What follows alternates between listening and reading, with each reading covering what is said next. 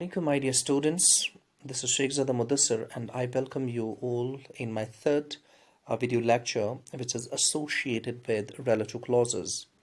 So let's discuss this very important grammatical concept here today. Let's start. What is a relative clause?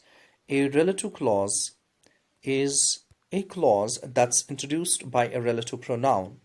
A relative clause is a clause introduced by a relative pronoun. And what is a relative pronoun? It obviously shows that it's a pronoun which shows some kind of relation in association with anything.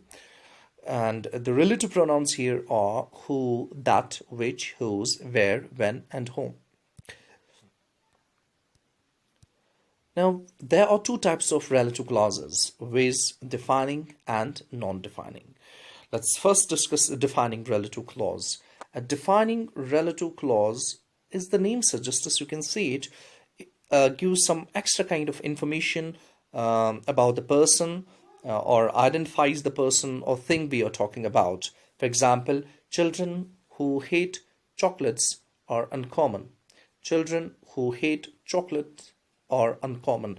Children, here we do not generalize the children, but only those children who hate chocolates are uncommon. So we must also note that defining relative clause are composed of a relative pronoun, a verb, and optional other elements such as the defining relative clauses from rest of the sentence. Okay?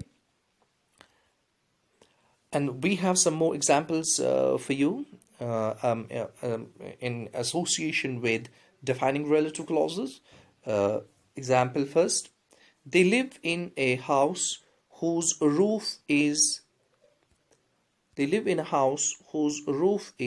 full of holes.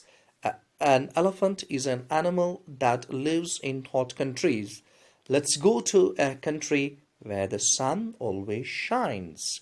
So these examples are all what we call that relative clauses. They live in a house whose roof is full of holes, means it's a house with full of holes. An elephant is an animal that lives in hot countries. And let's go to a country where the sun always shines. Let's move ahead. Now, non-defining relative clause. As the name suggests, non-defining relative clause just tells us more about something but the information in these clauses do not help us to define what we are talking about. Okay, example. Gorillas, which are large and originate in Africa, can sometimes be found in zoos.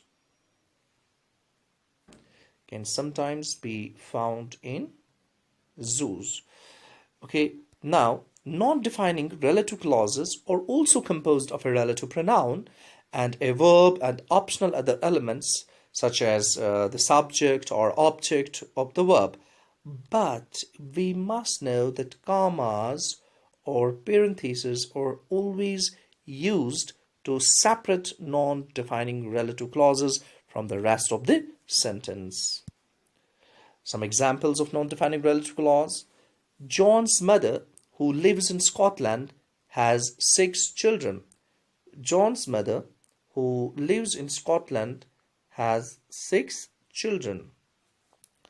And my friend John, who went to the same school as me, has just written a best-selling novel. You can see John's mother, who lives in Scotland. It is both the clauses are separated by a comma. They're separated by a comma. You can see that. And then the biggest sentence has 6.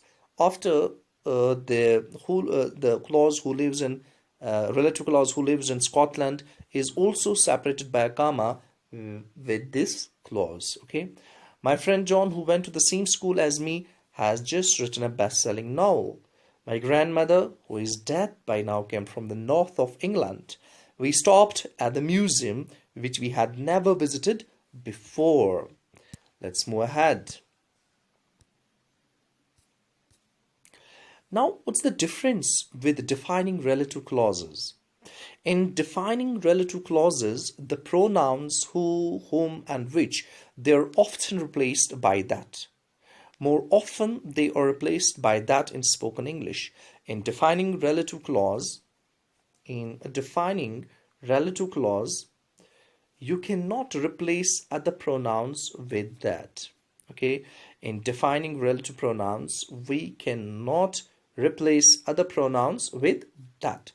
Now, in a non-defining clause, in the way you sometimes can defining relative clauses, okay, the pronoun is required even when it's the object of the verb in the relative clause. Finally, non-defining relative clause are always separated from the rest of the sentence by commas. It's a must thing. They're always separated by commas.